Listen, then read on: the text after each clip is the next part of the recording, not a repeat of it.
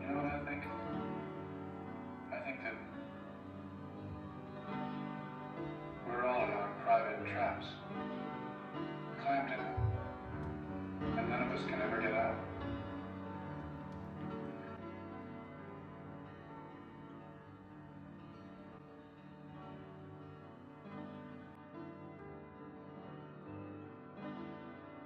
I've recently finished The Lion Woman of Tehran and I loved it so much.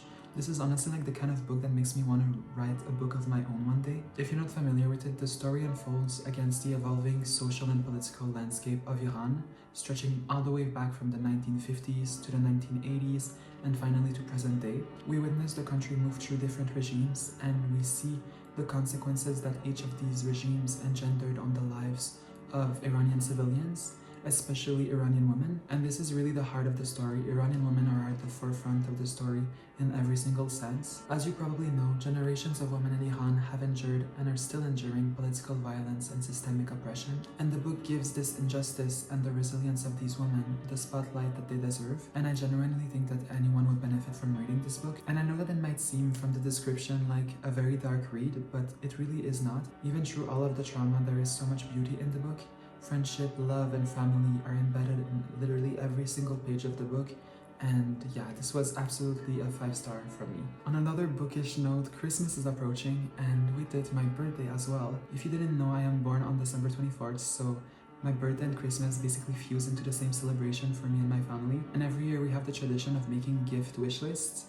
And for me, like every year, it's almost exclusively made up of books. Books are like my favorite type of present to receive. And yeah, I've recently started putting together my list for this year and I thought that it might be fun to share it with you guys. So far I have The Fire Next Time by James Baldwin, As Long as the Lemon Trees Grow by Zulfa Khattu. I have Daughters of Shandong by Eve J. Chung. I have Montgomery Clift's biography by Patricia Bosworth. He's someone that I've always gravitated to and I'm kind of really excited to read his biography because I know a couple of things about his life but not too much, so very excited for that one. I have also The Sunflower Boys by Sam Watchman. This is like a newish novel that I'm so excited to read. It's I think it's set in Ukraine and it's like a queer coming of age story, which so excited to read. Then I also have The Diaries of Franz Kafka, like the Penguin edition. I've always thought he was a very like intriguing character and to get to be able to read his diaries seems like a very interesting thing to do. I also have a book called Crooked Teeth, a queer Syrian refugee by Dani Ramadan, which I've heard great things about and I'm really excited to read as well. And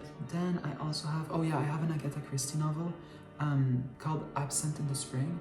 It's one of the few novels that she wrote when she used the Mary Westmacott pseudonym. It's an Agatha Christie novel, but it's not a detective novel, which is quite a departure from her, I feel. And the last book on my list right now is Murderless Night by Vivi Ganeshanathan, which I've also heard great things about. My list is probably going to change though, because lately I've been going through my Goodreads to be read list, and I think there's currently like more than 600 books on it. So I'm kind of like perusing through and like choosing the books that I'm most interested in reading in the following year, but there's like a lot to choose from, so it's probably gonna be flexible to changes. But yeah, honestly, I can't believe that I'm gonna be turning 22 in less than a month. Yeah, I don't know how to feel about that yet, but it doesn't really feel real. If you have any book recommendations that you think are interesting and kind of like fit the vibes of the books that I gravitate towards, please drop them in the comments. I would absolutely love to hear them. Hopefully you're having a beautiful end of autumn wherever you are, and I'll talk to you guys soon.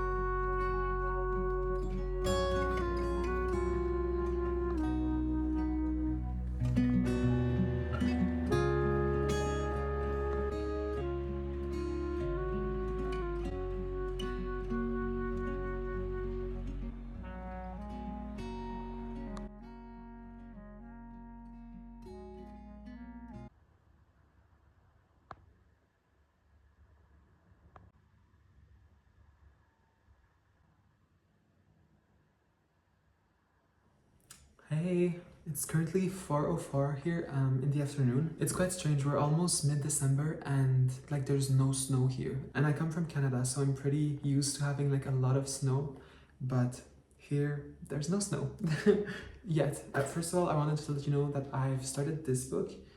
It's Agatha Christie's The Murder of Roger Ackroyd.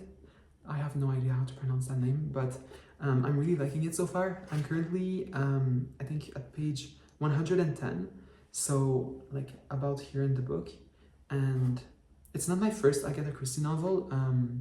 I've actually read I think 7 of hers in the past. She's like an author that's very comforting to me and that I come back to pretty much every year ever since I was I think 13 years old. Loving it so far. I'll let you guys know how I feel about it as it progresses, but another thing that I wanted to talk to you guys about was I found this postcard, which I actually really love. It's by this painter called Gabriel. She's a German painter, and for a long time in her life, she actually lived in the German town that I'm currently living in. Like, she had a house with Kandinsky, which is another painter, and they lived like literally in a house in my neighborhood. This postcard spoke to me because this view is actually like the exact same view that's like 5 minutes from my house. And it's quite funny because this painting was made in 1928, and like still today, almost 100 years later, the view is like almost the same. And yeah, I thought it was quite special to find like the view that I see when I walk on my walks on a painting, so I love that. On another note, my house has been pretty quiet in the last few days. My brother actually moved out like a week and a half ago, and it's kind of a big shock in my life. My brother and I are very close, and for all of our lives, we always lived under the same roof, no matter what.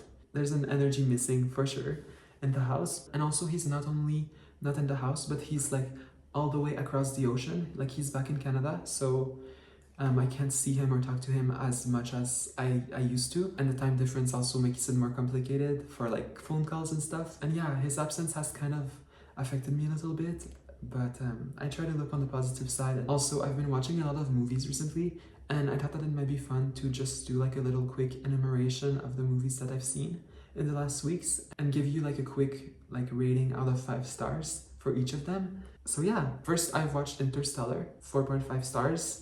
The Happiest Season, 4 stars. After the Hunt, 4 stars. Nocturnal Animals, 3 stars. Gone Girl, 4 stars. The Fantastic Four, like the new version, 4.5 stars. Rear Window, 5 stars. Psycho, 5 stars. Arrival, 5 stars. And Love Actually, 4.5 stars. That's pretty much it. I'm gonna go downstairs now and start making food. Hopefully you're having the best day wherever you are, and I'll talk to you guys soon. Bye.